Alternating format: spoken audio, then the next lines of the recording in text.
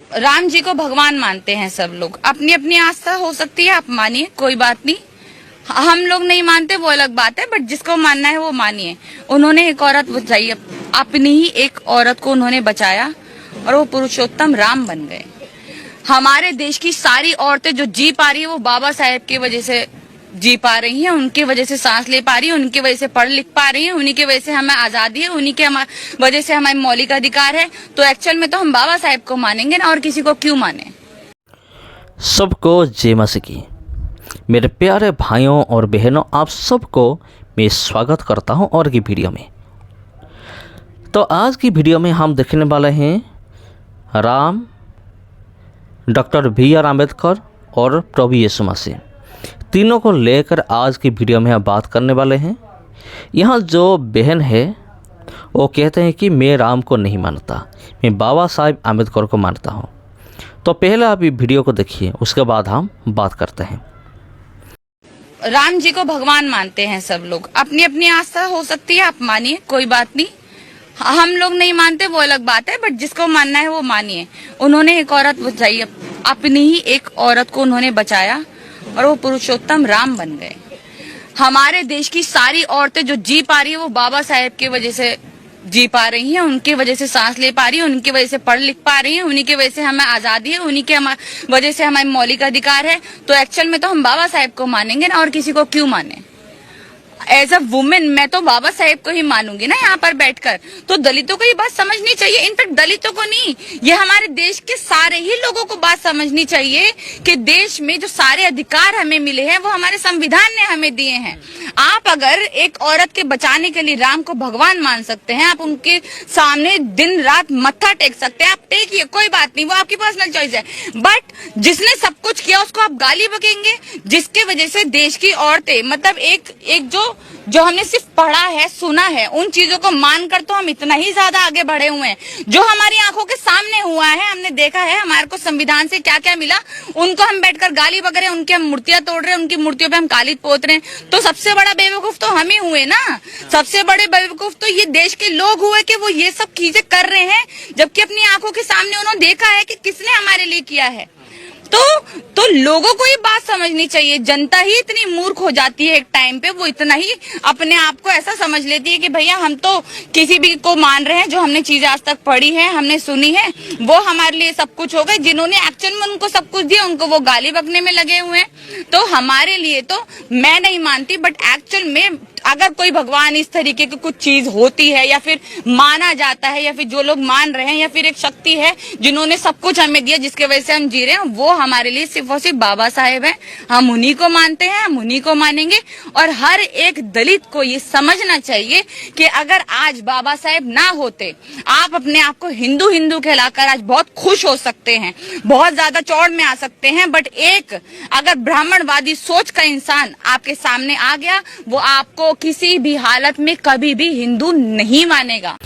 तो मेरे प्यारे भाई और बहनों, आपने तो सब कुछ देख लिया और सुन भी लिया कि ये जो बहन है वो क्या कहना चाहते हैं। इनका कहना ये है कि मैं राम को नहीं मानता, मैं डॉक्टर बी.आर. अम्बेडकर यानी कि बाबा साहेब अम्बेडकर को मैं मानता हूँ।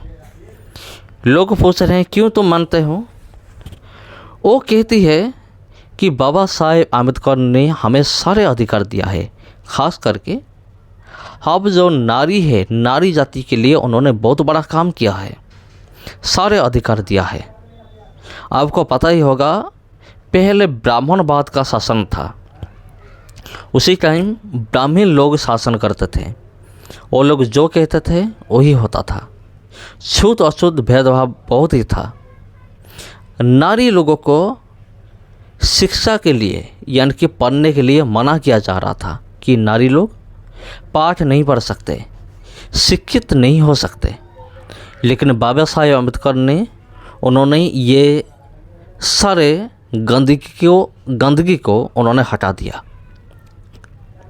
और उन्होंने सारे मानव जाति को, हमारा भारत देश में जितने भी लोग हैं, सबको समान अधिकार दिया।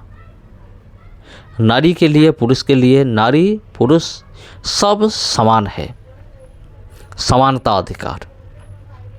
तो मेरे प्यारे भाई और बहनों, इसलिए ये लड़की कहती है कि मैं राम को नहीं मानती, मैं बाबा साहेब आम्बेडकर को मैं मानती हूँ। और एक बात उन्होंने कही कि लोग राम को क्यों मानते हैं, क्योंकि राम ने एक नारी की उद्धार की थी। और नारी कौन है? और नारी उनकी खुद की पत्नी है, राम की खुद की पत्नी सीता, उनको उद्धार की थी, इसलिए लोग राम को मानते हैं। इसलिए लोग कहते हैं कि श्री राम पूजा पाने के लिए योग्य है, क्योंकि वो भगवान है, उन्होंने एक नारी की उद्धार की, सीता माता का उद्धार की। लेकिन मेरा सवाल यह है, आप ध्यान से सुनिए, एक नारी को बचाकर अगर राम पूजा पाने के लिए योग्य है, तो जो प्रभु यीशु मसीह पूरी दुनिया को बचाया वो कितना योग्य नहीं होंगे?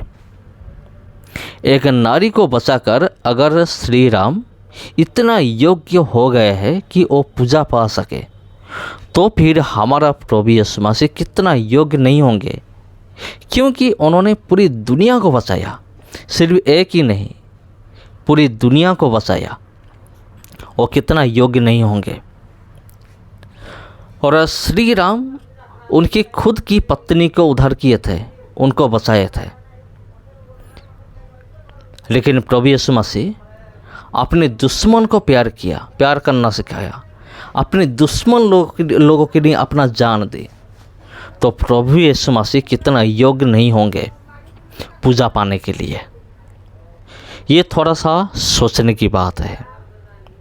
प्रभु यीशु मसीह इस धरती पर आए, पूरी मानव जाति के लिए क्रूस पर बलिदान हुए, उनका खून से, उनकी लहू से हमें एक रास्ता मिल गया, उद्धार का रास्ता।